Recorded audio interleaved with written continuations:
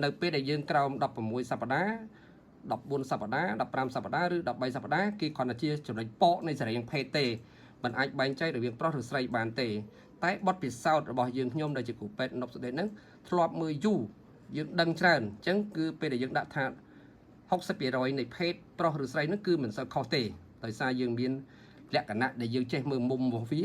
ចេះមើលការចាប់យករូបភាពពីក្បាលដល់គូតជើងហើយនឹងពោះឬក៏ទម្រង់របស់វានឹងឯង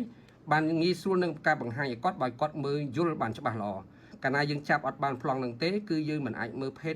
ប្រុសឬស្រីនឹងងាយស្រួលនៅក្នុងអាយុតិចខែបានទេ